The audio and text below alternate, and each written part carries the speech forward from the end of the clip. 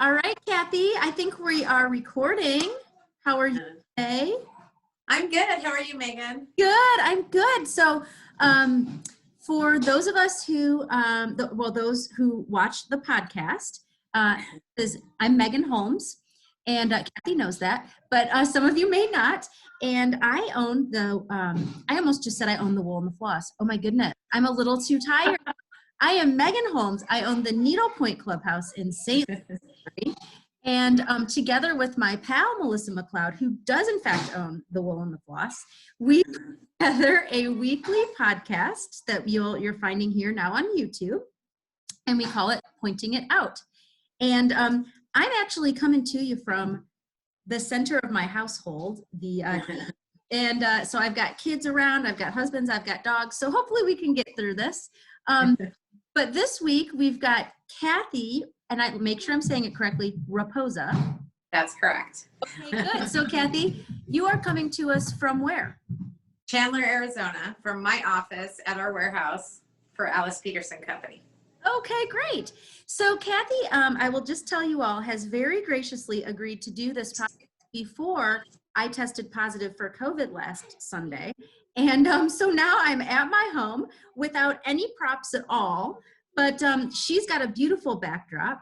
And for the record, I'm feeling great. I'm a little stuffed up, but I'm just fine. But yeah, and I just appreciate your generosity in kind of doing this at the last minute and a little goofy. So here we are. So for those who don't know, Cathy, you are, would you call it owner and operator of the Alice Peterson Company? Yes, since 2001. Since 2001, great. And you are also a creative brain, but not a designer. Is that right? Correct. Okay, or a painter, I guess I should say. Okay. Well, I can paint canvases, but I have so many other things on my hand and on my plate that I don't really anymore. Gotcha. Yeah. Well, yeah. I mean, you're running a big business. So let's start from the top. So a lot of people probably recognize the Alice Peterson Company, the name.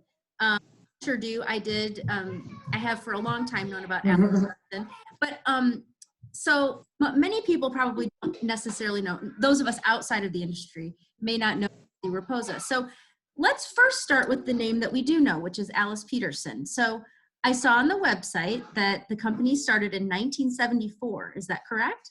That is correct. Okay. And very beginning of the industry.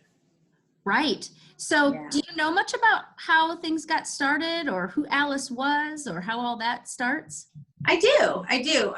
When I went to work for the second owner, her name was Nancy Meyer, I got the opportunity to meet Alice, and I've heard the story behind how she got into it. And in 1974, she owned a needlepoint store, or previous to that, she owned a needlepoint store in Brentwood, California. She was an avid needlepointer and also a wonderful, beautiful artist. Okay. And this was right at the beginning when needlepoint was going into the hand-painted phase. And she was not finding things that her customers were wanting to stitch. So she decided to try to paint some of her own artwork onto needlepoint canvas. And lo and behold, that was the instrument that started Alice Peterson Company. She decided to leave the retail side of the industry and sold her store to someone and opened up with a partner. His name was Tom Turner, the wholesale side of it. This was also in the very beginning of TNNA. They were one of the first founding members of TNNA, which was the National Needlework Association. And Alice owned it from 1974 until Nancy took over in 1986. And so I'm putting you on the spot. I love to put people on the spot. I do really good at that. And that's mostly because I'm too flaky to have all these thoughts prepared. So just bear with me. So are any of those original designs still in the line, like any of Alice's original designs? Were they kind of outdated or kind of? Yeah, very, very dated over the years. You've got to remember back in the 70s, everything was very ethnic and very dark colors, and things have changed. I came to the company in 1987 and went to work for the second owner, and it's crazy how much you've seen the industry and the design and decor of needlepoint change so much over almost For 40 years. sure. You know, it's very similar to any industry. Fashion and trends come and go in and out of style. Yes. So one reason I asked you that is because some of our viewers, well, many of our viewers are probably on Needlepoint Nation.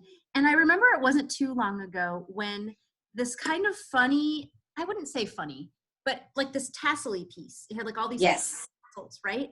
And people are like, I love this. Where's it from? And you're probably going, wait, what? That's super old. That's a super old Peterson. And I think when you and I kind of briefly talked, you had said, well, yeah, that was, people were interested, so we pulled it out of the vault. So, yes. So was that more of like an 80s piece though? Yes. Yeah. In the 80s, the tassels were all the rage. We had so many designs that had tassels on them. And that was a design. We had an artist that worked for us for many years. Her name was Tomiko. And this was when we were in California. And that was one of her designs. She did probably 85% of the designs for a very, very long time for the company. Wow. So are you in touch with any of those artists anymore, or are they just... Unfortunately, Tomiko has passed. Yeah, after she retired and her husband passed away, she moved back to Japan. She was Japanese. She was a phenomenal artist, but she has since passed. Yeah. Okay. Well, it's just kind of interesting to for us to hear about like who the people are behind some of those designs. That's right. But right. So that was more of sort of an 80s design. So are some of those designs still kind of floating around, or? Not so much. Okay. Not so much. Kind of for something else to pop up in Needlepoint Nation before you determine. Well, we just brought back another one too, the shell and ribbon, and that was also one of Tomiko's designs from the from the 80s, early 80s. That was beautiful shells with a blue ribbon that ran through it. It was gorgeous. Okay, I'm trying to picture that one. Yeah. Can't picture it all, but so I guess suffice it to say the company has been around for so long that now some of these designs are coming back in. So you've got this body of work that continues to kind of move and flux. So I guess what I want to move to now is, where are we now? So now we're in 2021, if right. And so at what point did you take over like the ownership of the company, and then kind of how did you take it from there? I bought the company in August 2001, and at that point I had already been with the company for 17 years. So happy year anniversary. Yes. Yeah. Wow. Crazy. Yeah, the company's getting ready to hit their 40th, I guess, or God, 50th? My math is so bad. 70, 80, 90, 2000. Oh, their 50th. Isn't that crazy? That is so. A company that can withstand that many years. But it's also because the different owners and artists have really enabled us to continue to move forward with the times. But so I purchased the company in August of 2001 and fell in love with an industry when I came to work for the company in 87. I never thought I would stay with, but I just loved the creative side of this. And I just have continued to constantly search out new artists and constantly watch the industry, watch home decor, watch what's popular out there. And I work really, really hard at watching design trends and feeding the artists with new ideas and new concepts and working one-on-one with them. And, you know, we basically cut and paste and, you know, take in and out and change things. And I mean, it's definitely a collaboration of all of us, because even the girls that work for me here, I will take a design idea and take it to them and get their opinions and their thoughts on it. And I even have some really amazing friends in the industry that I will send design ideas to, and they'll, as store owners, they'll give me feedback. What do you think? Yeah, very cool. Yeah. Like, do you think you have a market for this in the industry? And yeah. Right. So one thing I think we glossed over, and you and I maybe talked about it briefly, is what industry did you come from? So you went to go work for the company in what capacity? Well, when I was working in corporate America in LA, driving in awful traffic every day, and I had 2 small children, and I just felt like I didn't have time for them. So my husband and I talked about it, and I decided I was going to leave corporate America and try to find something a little closer to home that might be a little more flexible. So I lived in a small town called El Segundo, which is right next to the LAX airport. And I saw a tiny little ad in our local newspaper. It said production manager. I had no idea what that meant.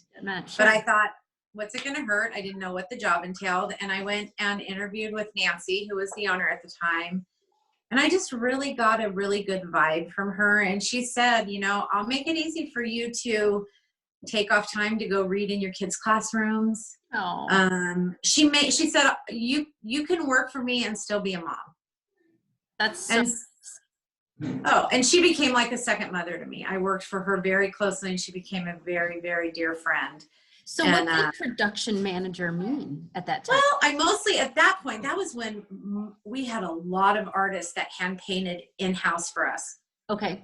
And so I managed all of them. I got the designs ready. I got their paints ready. I got I also did the shipping. So I was able to see what orders we needed to fill, what designs needed to be painted. And so I managed all that. And then I slowly just, with the introduction of computers, that was before we even had computers. Yeah, sure. That made my job like half the amount of time. So then I started getting into other side of things, and she just started teaching me because I was interested. And slowly but surely I worked my way up to be basically her right hand. And I just never wanted to leave. And my guess is that I mean, I know this to be true, but I'll just point this out to our viewers that you're not doing any painting in house anymore. I mean, this is known to the extent that things are out in paint houses and being done on a more mass scale. Yes. Kind of fascinating to have sort of seen that go from people literally painting a couple of canvases and shipping them to now. Right. I think I just placed an order with 20 plus canvases. So like, I mean, I'm just one little shop. So it's just kind of fascinating the volume now. Yes. Yes. Especially during times like this. No, my word. It's been crazy. Right.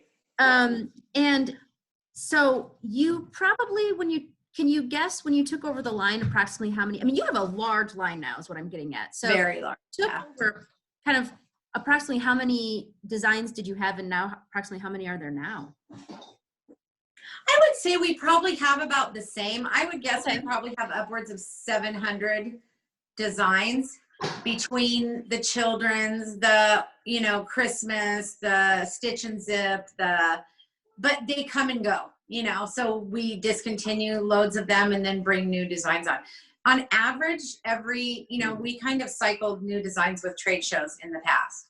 Right. But as time goes on, we would probably introduce anywhere from 30 to 50 new designs per show.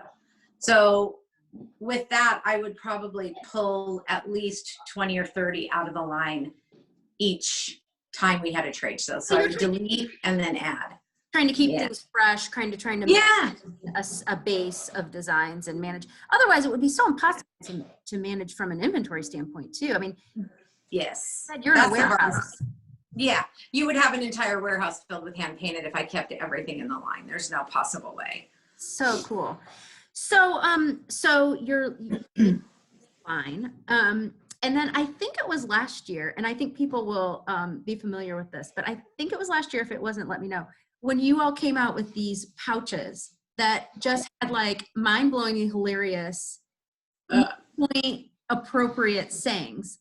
Right. Unfortunately, I don't have any of them here with me. I intended to, but so that was a clever idea. And is that something you just said, hey, you know, there's this little place in the industry for this. Let's just see what we can do.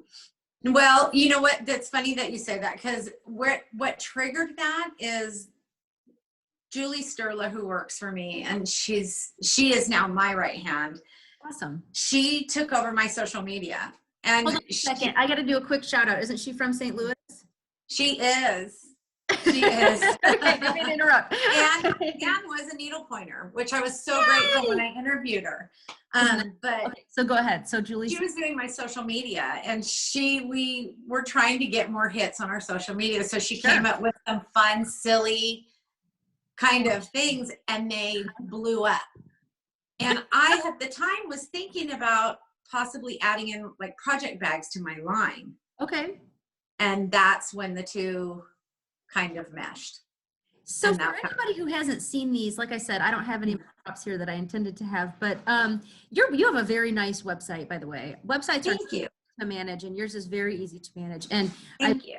done quickly is that you've got a whole page full of kind of, I don't know what you call them, the funny pouches or the project with quip sayings, or so people should check those out because those are really fun and really lively. And it's fun for us as shop owners when something like new happens in the industry, and it was like to have these bags, so like everyone's buying them and for them, and but since then it appears that you've added some to the line, so those are really fun. We have some at our shop, but yeah, so I'm gonna have to pay attention because it looks like you've added some of those. So we have, yeah. And then I also noticed that you're doing some accessories too. Is that just something that you thought, I'll just kind of parlay this?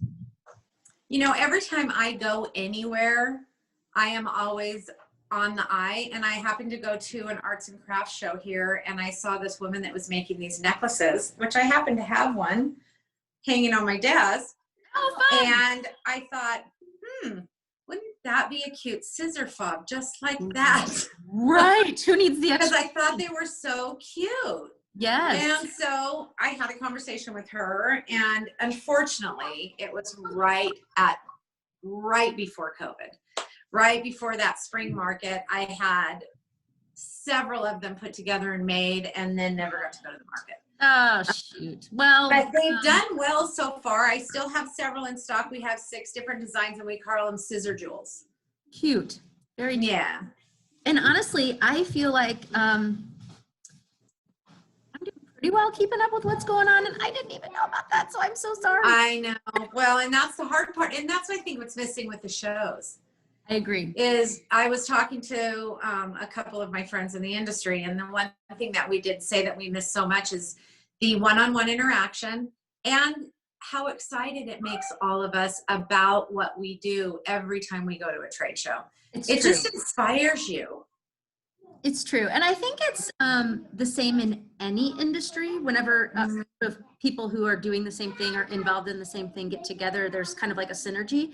But particularly with creative people, you know, in our industry, we have creative people from the beginning to the end. We have artists, and we have like all that. So it's really fun when everybody gets in the same spot. So it is. Still hopeful that we're going to get back to that. But me too. For now, we're doing things like this podcast so that we can share information. So that's right, which is great. So thank you so much to you both for doing this, because I think it does.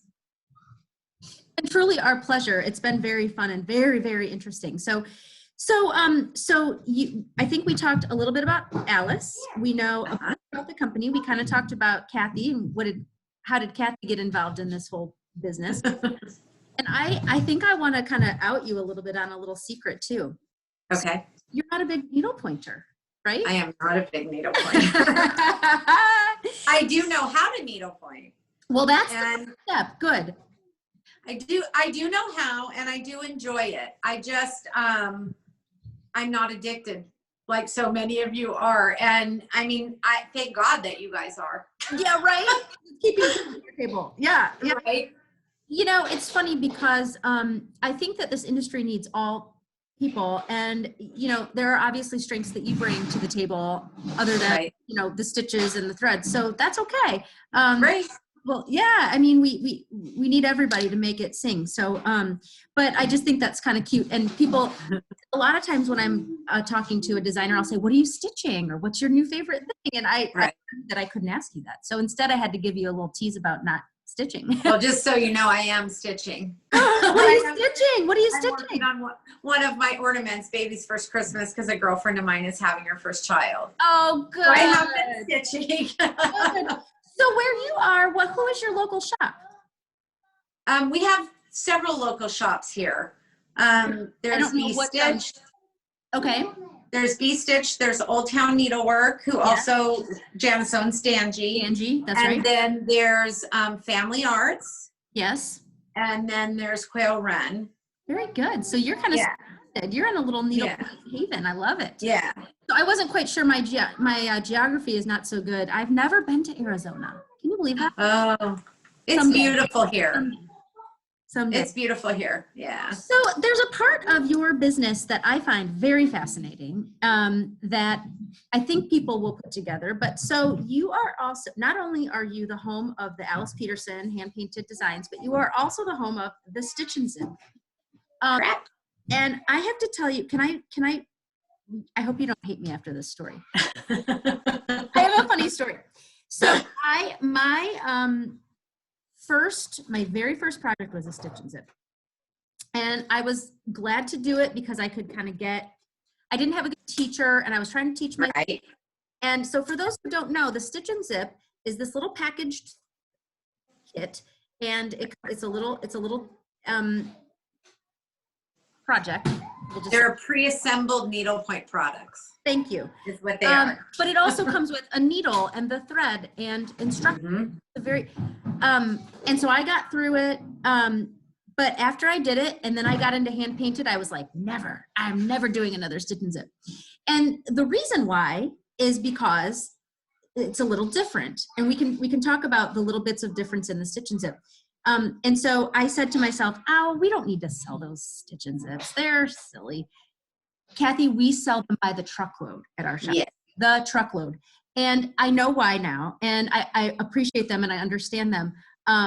But I just think it's funny that at first I was like, we don't need those silly things. And now, I mean, we sell a ton of them. We order a ton of them. So right. For those people who aren't familiar with the Stitch and Zip, do you happen to have one at your desk? Probably not. I don't. That's so bad. It's a rather inexpensive kit in terms of needlepoint. And right. It's, as you just said, a little pre-assembled thing. And so you've got multiple different, so you've got an eyeglass case, a small coin purse, a larger purse, an eyeglass case, multiple different things.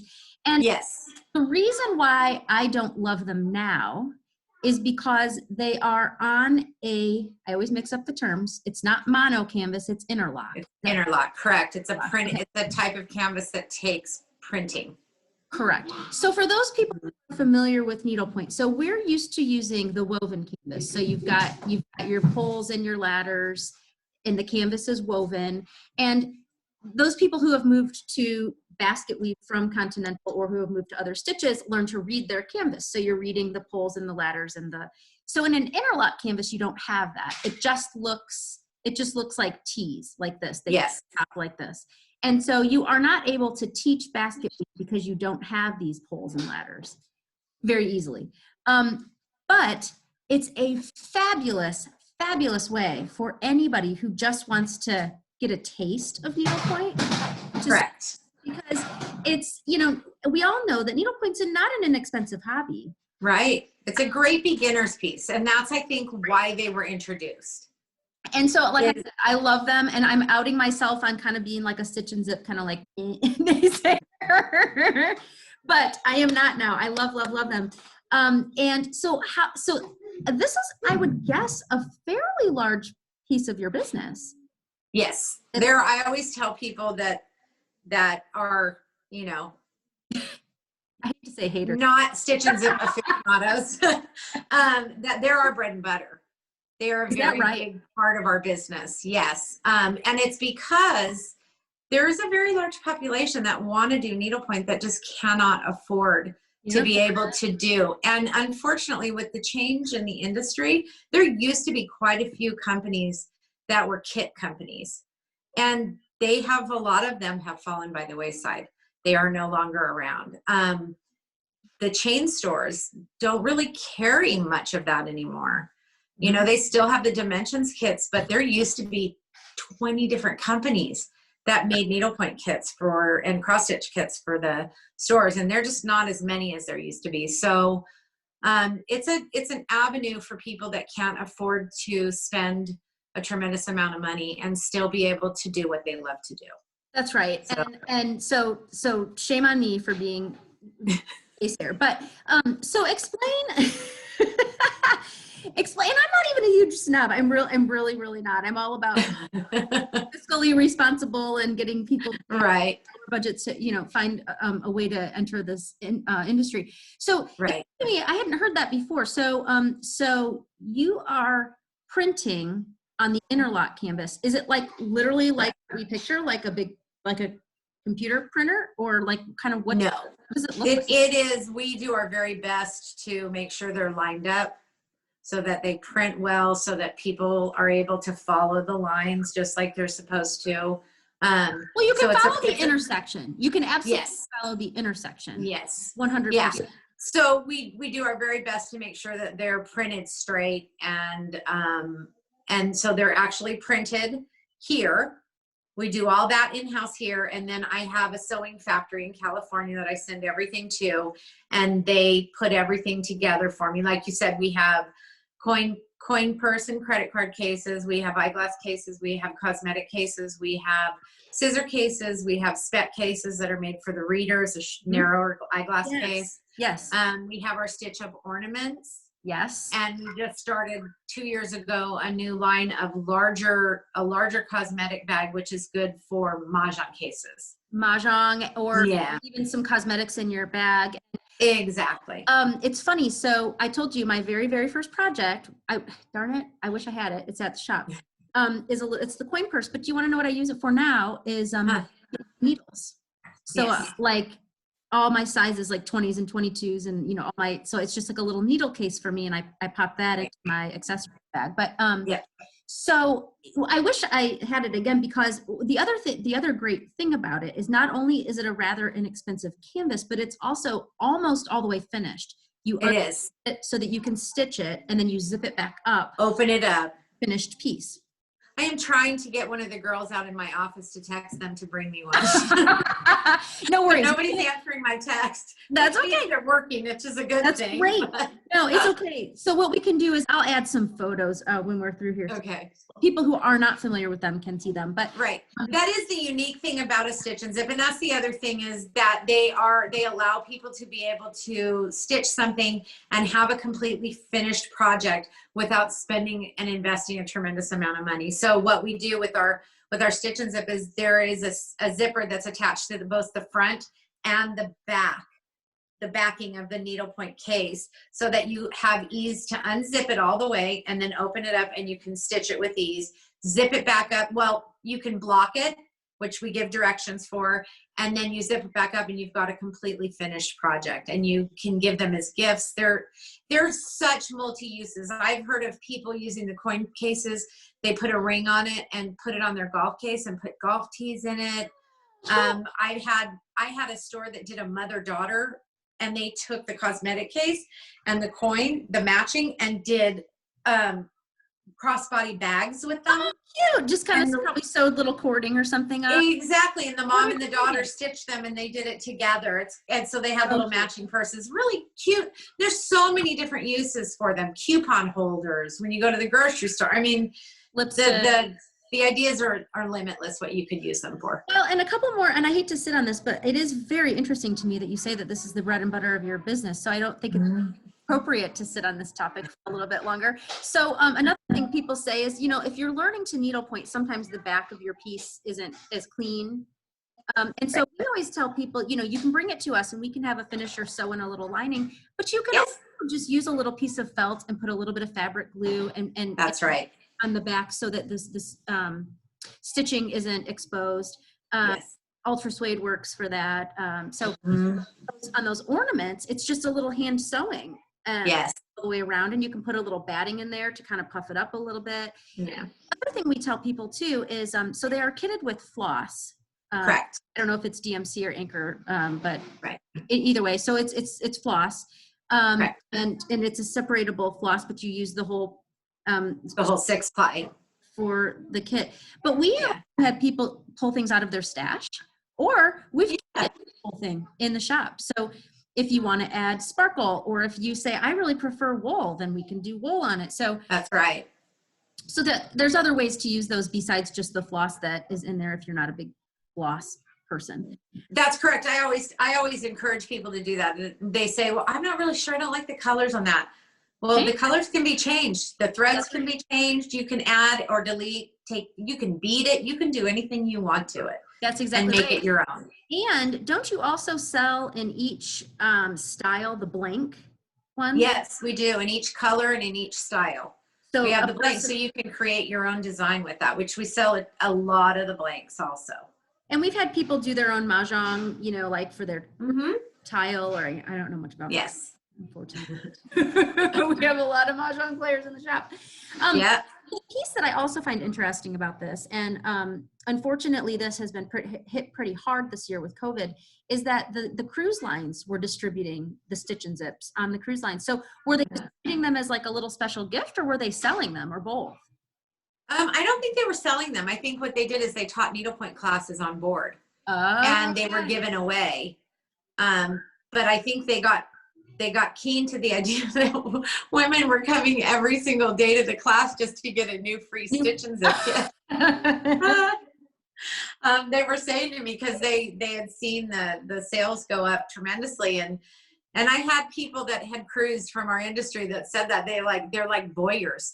They come in and they just like pounce on all the kits because they want to get different designs, and then they sit around the ship, and during the downtime they have that. It was interesting because I saw Judy had taken a cruise from Judy and Company, or Stitches by the Sea, and she was teaching on ship. She had a bunch of women in a round table, and they were all sitting around stitching, which I thought was so great. And if I know her, she was probably stitching fancy stitches, and she probably knows what she had them all doing. and I think that has brought quite a few women into the industry that had never stitched before, because that was going to be my point on board.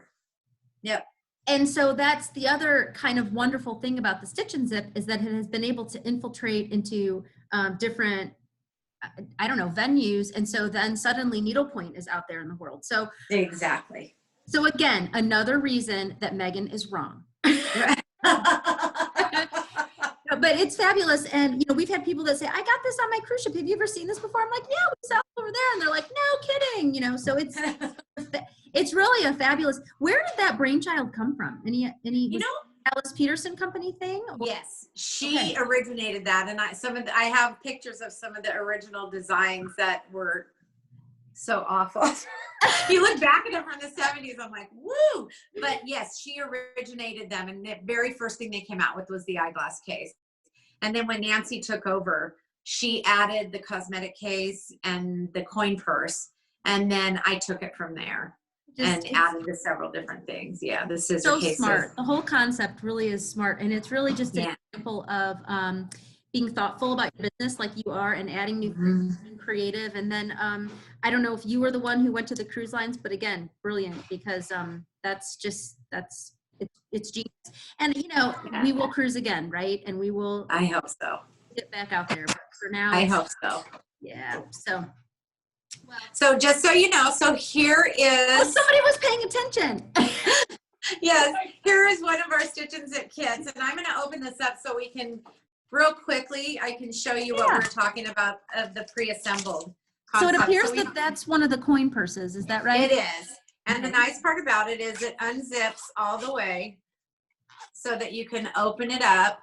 Everything's going to fall out. So that you can open it up. Assembled, yeah. Okay, great. And stitch it with ease. And you can stitch these are meant to be stitched in hand, so you can't really put them on a stretcher bar or everything, but it comes with neat directions, with needle, and all the thread that you need to create your product. And then it comes with a nice color picture for each design, so that you can get an idea of what it's supposed to look like when you're finished. Right. That's right. Yeah. Well, I'm so glad, because it's for those people who have not seen it, it's nice for them to. And like she said, I would say for my shop, that's the most popular, is the coin purse. But then, like you said, there are multiple other styles, and then exactly. I also like is that you maintain, so you have like the image or the design for each of the types, pretty much. So there's like like the dragonfly comes in the coin purse and the sunglass case and the exactly. We try to almost always, when we do a design, we do them in a set. We don't always do all 5 pieces like the scissor and the speck, but we try to do at least the set of 3, the eyeglass, coin, and purse, because a lot of women like to do these things and give us gifts. Yeah, it's so awesome. They'll have a set of them. Yeah, it's perfect. So I think that sums up the Stitch and Zips. So I have a couple of questions that I love to ask that I prepare you for, but just so what can you say right now in your line, what is the most popular or a couple of the most popular designs that you're selling? Well, I can kind of show to you. Oh, sure. The gingham ornaments have been a huge hit. You know, I love And gingham. you'll see we're going to be coming out with 6 more of them, 3 in navy and 3 in Christmas green with new words on them. They're very cute. So you're going to have to sign me up for all the navies because you know navy Okay. is my thing. I love navy too. My whole house is navy. This crazy Christmas tree has been a huge hit. Okay. And the Hello Sunshine. I love that. Go figure. Very 1970s. It's so cute. It is. Is it 13 cute. count? Are all 13 It is. count? Yeah. The ornaments are 18. The trees and the Hello Sunshine are both on 13. You know, and then another. Sorry, go ahead. No, go ahead. I was just gonna say another big hit from the last virtual show was the navy and the navy lemon collage. We did really well with that one too. That's beautiful. One thing you have in your line that's hard to find, and I think you do a very nice job with it, are the 13 count 4-inch rounds. Yes. You know, there are so many people who either just want a break for their brain or their eyes, or who just really are having a hard time seeing 18 count. So people who are looking for a 13 count round, Alice Peterson Company does a wonderful job with them. So yeah, thank you very much. That's funny that you say that, because that was one of the things we were talking about. You were talking about the thinking you didn't need to do stitch and stuff. Well, the previous owner didn't really think she needed to do ornaments. Isn't that funny? Well, boy, was she missing the boat, because I decided to put ornaments in, and I was shocked at how many ornaments we would sell. I'm like, I don't know why she never did this. You know, it's funny, Melissa and I talk about that a lot, the difference between small projects and large projects. And there is something to be said for sort of more instant gratification. So small project, getting it completed. And, you know, there was this whole 20 and 20 and now 21 and 20 completions. And I think there's that. We also just try to remind people, which I'm sure you think of too, that, you know, buying one needlepoint canvas and paying for one finishing in a larger scale isn't effective. It isn't a sprint. It is a marathon. But, you know, there are us who have different, I guess, interests and motivations. And so you're smart to have the small pieces, because for sure we sell more ornaments in the shop than we do the large pieces. Particularly now, there aren't as many classes and outlets. And the large piece is a little bit overwhelming sometimes for people. So having a smaller. I agree. But I agree. And I wanted to do a shout out real quick too. I was very happy, and I kind of, my iPad leaning down a little bit, is this year, or the end of last year, I was lucky enough to have Gayla Elliott join our family again.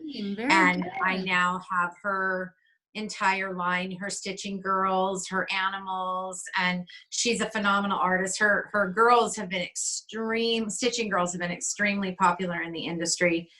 She's been around for a very long time, and you know, was with me for 9 years, and then went with someone else for a while. And I was very blessed to have her come back and come back into our family. So I'm really grateful that she's joined us again. That's great. You know, you brought up something that I didn't do a great job of pointing out, which is that you do represent a couple of different artists. So yes, part of the family now.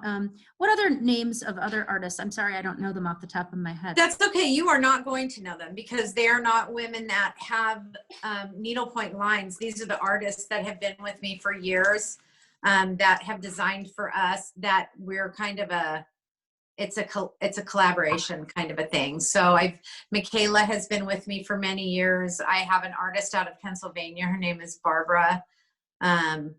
I have an artist out of California that her name is Monica. And then I represent, there's an artist in California, Pasadena, a watercolor artist called Palm Artistry. I have Krista Hill Designs. I have Chalk Art by Love Designs. And I'm always looking for new artists. I'm actually going to an event this weekend to see if I can find any new and exciting artists that we could introduce into the industry. Fun. We always love to hear that. So artists that you just listed,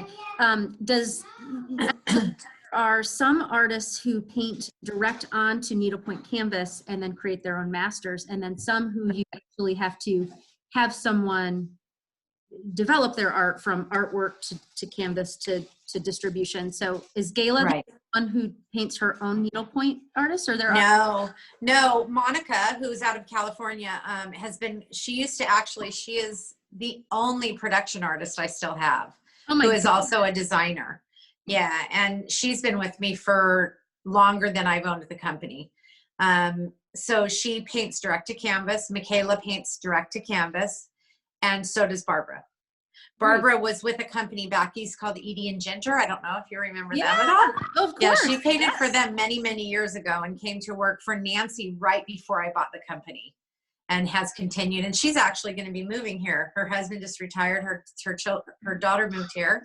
So she's going to be moving and retiring in Arizona too. So I'll be lucky to have her pretty close. That'll be fun. Awesome. Well, it sounds like you've kind of got just a really wonderful group of people, and it takes a village. I mean, your company is very large, and with 700 plus designs, I mean, that's a lot. So it is. I imagine you've got a number of staff who are behind the scenes in the factory and doing the shipping and all of that. So yes, I can't do it without them, for sure. The artists that work for me, the girls that work in the warehouse, I could never run this business without all of them. And I'm so grateful that I have all the help that I do and the creative minds behind all of it. It's definitely a collaboration. For sure. Yeah. Sure, especially that St. Louisan. Right? Julie was a huge influence when I came to work here. She was the very first person that I interviewed, and I literally offered her the job on the spot. I know. Because I just had a weird connection with her, and I loved the fact that she understood needlepoint. It was a win-win. So very good. Yeah. Cathy, is there anything about your business that people may not know or that I haven't asked? I mean, I'm fascinated to learn more about the Stitch and Zip, and it's been really interesting to hear about Alice and how she got her start. And but is there anything else that I'm missing that you want to share with people that we may not? Well, I mean, one of the things that I haven't really advertised a ton is that the one artist that is with me in California does do custom work.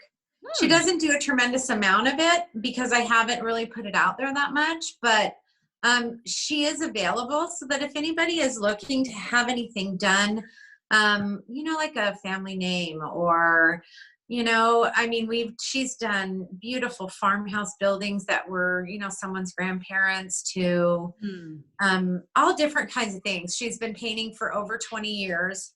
She's very good. And so that's something that I could offer and put out there that people probably don't know that much, is that I do have an artist that can do custom work for people if there's something that they want. So the best way to probably go about that would be, for a person to go to their local needlepoint shop, work through the correct, and then have them contact you to kind of go that way. Yes. Yeah. And the more information that you guys can get from them as store owners in regards to what they're looking for, pictures, colors, things like that, then it's a conglomeration between all of us. And we always can do sketches and provide people with things. So yeah, contact your local needlepoint store, because we'd be happy to help you guys create a family heirloom that means something to you, that you can keep in your. And that's what's so wonderful about needlepoint, is that you are creating an heirloom in a lot of ways. And I think that my colleagues, my shop owner colleagues, will appreciate that offer, because there is so much needlepoint business right now, and so many people are. So I think that it's really nice to have another resource. So thank you for putting. Yes, that's awesome. No problem. No problem. Well, Cathy, I hope that you and I get a chance to see each other again soon in person. This has been a lot of fun and very informative, and I appreciate your time and your flexibility. And so for those people who have been watching, thank you for watching this and hearing my little people in the background a little bit. That just adds to the ambiance of the Pointing It Out podcast. And Cathy has a wonderful website, alicepeterson.com. Or is it Alice Peterson Designs? I'm sorry. AlicePetersonCompany.com. Company. I knew there was something. So PetersonCompany.com. It's a beautiful website. She does sell direct to point shops. So you would have to contact your local needlepoint shop for information about anything you see on her website, but please do that. And keep stitching, keep plugging away. And again, Cathy, thank you very much for your time. And I think that's it. So, one more point. Melissa always reminds me, if you're watching the podcast and you have not yet subscribed, please do so on YouTube. Right now, and there's a subscribe button. It's a big red button, and you just hit subscribe. You do have to have, I think, a Google account, so a Gmail account, but that's easy to set up. So, Cathy, thank you for your time. Thank you so much. And we'll talk soon, okay? All right. Thank you so much, Megan, for having me. I appreciate it. It was really my pleasure. Bye now. Bye-bye.